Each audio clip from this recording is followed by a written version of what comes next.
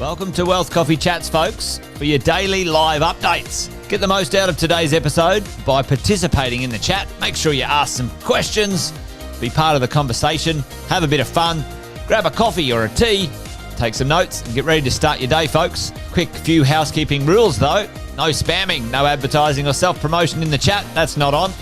Be kind and respectful to everyone when participating. And most of all, have a good time. Real estate investing can be your biggest asset. It also can be your most expensive asset when it comes to getting it right or getting it wrong, folks.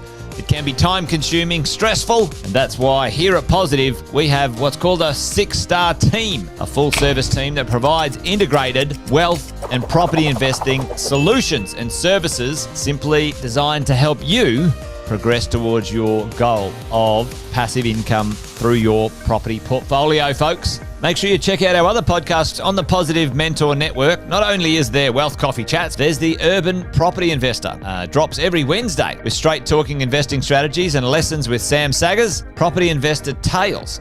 This is where our clients, you guys, share real life stories from property investing, hosted by some of our advisors and strategists. And that's done every fortnight, dropping every Monday. Wealth, Wine and Wisdom, folks, that debriefs the week that was in the world of finance and property, hosted by yours truly, Jason Witten and Andy Fenton on Fridays. Welcome to another Wealth Coffee Chats. Marvellous Monday. Hope you're well, folks, wherever you are. If you think it's Get Rich Quick, you're in the wrong place. This is the wrong podcast. This is the wrong live for you. Welcome to another Wealth Coffee Chat. Hope you're all awesome and well. Hello, good morning, everyone. Hopefully you can hear me. I'm out and about today. Got to catch up with someone a bit later on.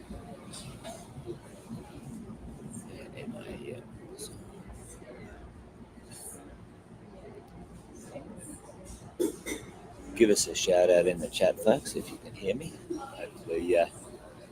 Hopefully we're all live. It's a bit of a public holiday for a few of you today up in Queensland where, well, I wouldn't call us working anyway. I'm not going to be working too hard.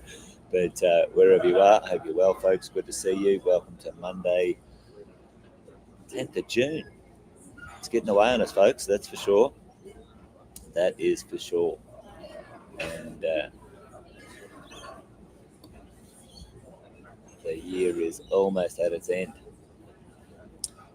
Give us a shout out in the chat. I've got Alex there. Things are going all right. Good to see Alex. Good to see a few of the early birds up and at it. For those who may be new, if you are new, let us know. Give us a shout out in the chat. Say hello. Jason Witten here. If you didn't already know my name, now you do.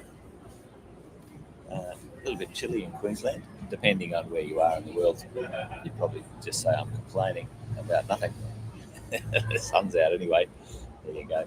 But good to see a few of you on this morning, folks.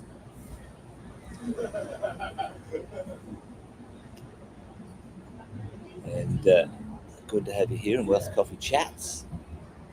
Now, this morning I thought we might talk about a few things that might be interesting. Buffers, war chests, bits and pieces like that.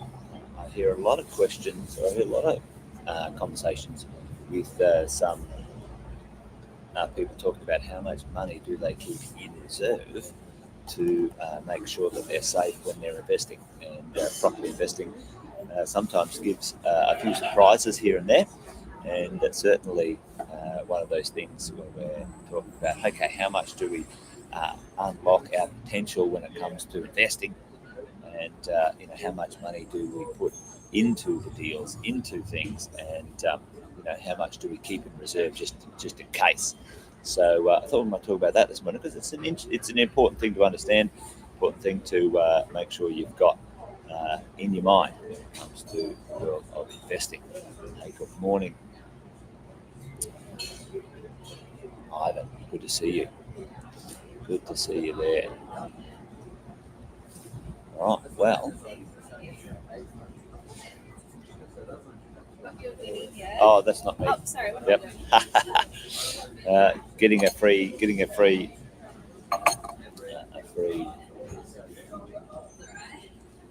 getting a free bit of food here this morning by the look of it, which is interesting. There you go. Anyway, all right. Well, let's get into it. Let's have a conversation about what we might do when it comes to the world of investing and our buffers. If I can get this thing going. And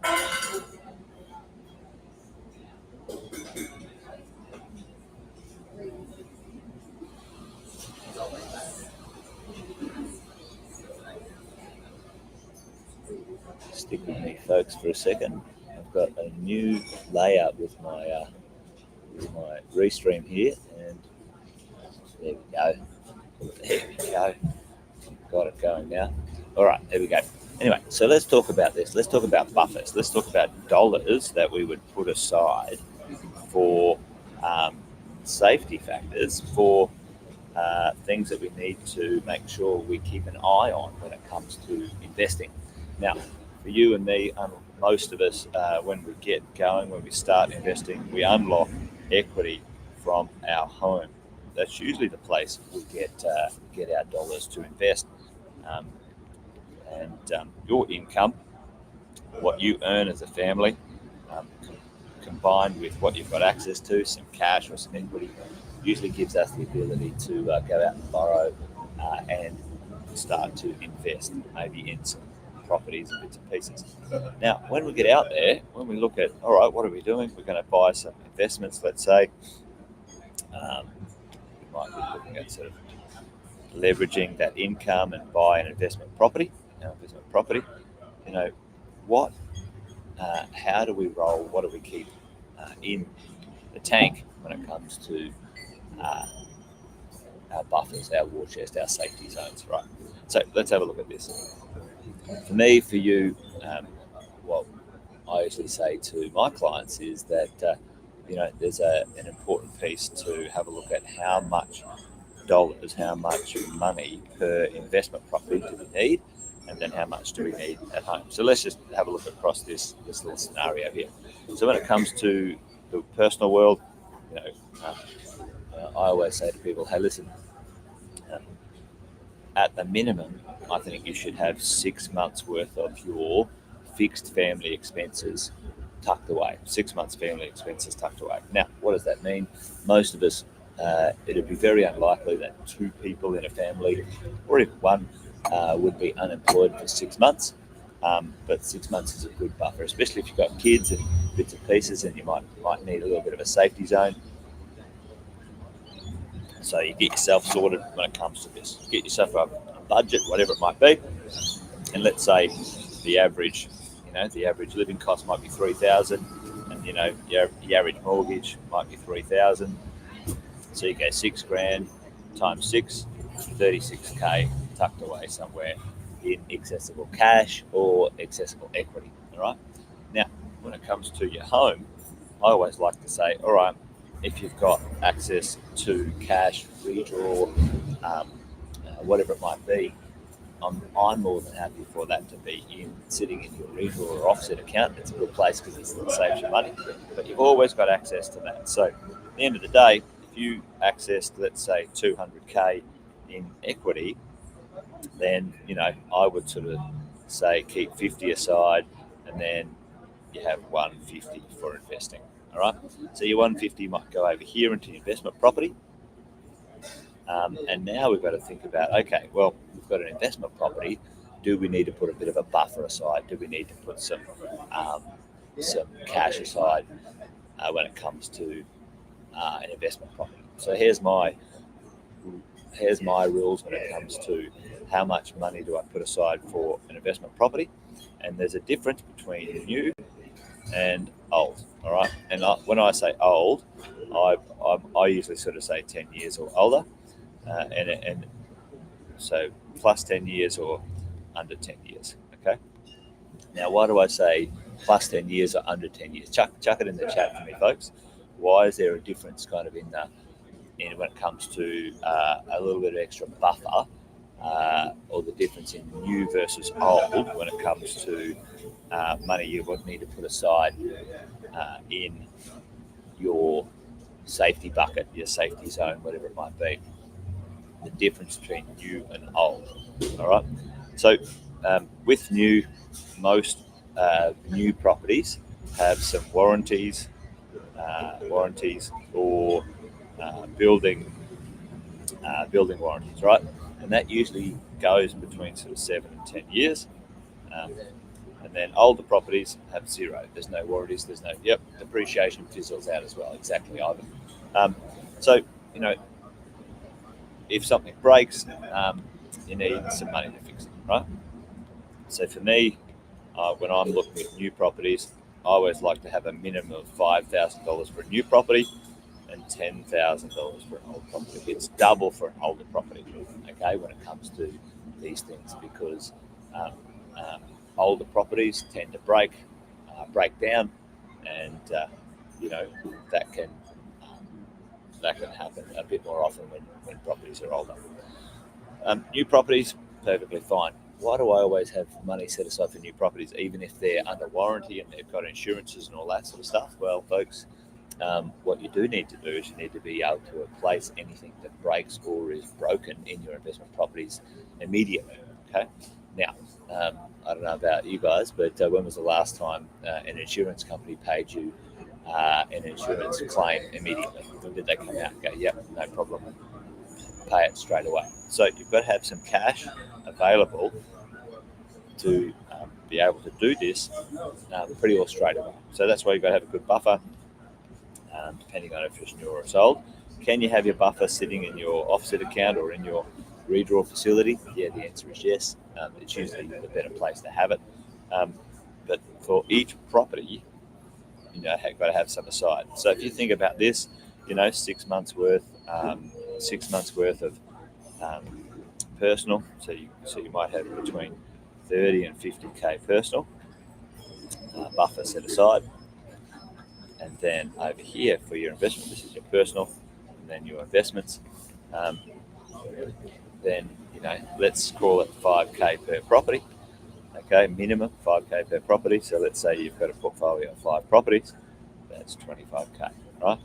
So you're looking at between sort of 30 at the lower side, plus 25, round that up to 30. So you're talking about 60 to 100k, all right, for a property portfolio of 5, all right, as we go along. So, for most of us, we might overcook that sometimes. We might think, all right, well, I want a bit more security, and that's perfectly fine. And we've got to be careful of the balancing act of holding back too much cash and not putting it into the market, not getting it working, and having feeling safe about that, or putting it into the market and knowing that you've got a good property, you've got some good budgets in place, you've got some good management in place for your financials, and you can get your portfolio growing as you go along. Anyway, thought I'd just talk about that this morning, out and about for a quick coffee. I know the rest of the country is having a bit of a public holiday, so I hope you guys are enjoying a bit of a day off. Jeff, how are you, mate? Good to see you. Anyway, I think that's about it from me this morning, folks. Thought I'd just do a quick little check-in, a quick conversation about buffers and dollars and cents. So for most of us, as we're growing our portfolio, we're going to need between 50 and 100 grand of emergency capital, buffer, or just personal set aside as we grow our portfolio for our bits and bobs, and then the rest of it, if we can, get it into the market, get it invested in our assets as we go along. So there you go. All right, folks, that's about it from me today. See you tomorrow for another Wealth Coffee Chat. I'll probably see the rest of you here because you're back off of public holidays. All right, folks, that's it from me. See you tomorrow. Take care. Bye for now. Episode of Wealth Coffee Chat, folks. Make sure you like, subscribe, and turn on your notifications so you never miss a thing when we go live. Improve your portfolio and investing game, folks, with Wealth Coffee Chats live every morning at 8:10 each weekday. Make sure you join us. Previous episodes are also available wherever you get your podcasts, folks, as well as our other podcasts from the 6-Star team here at positivementor.com.au.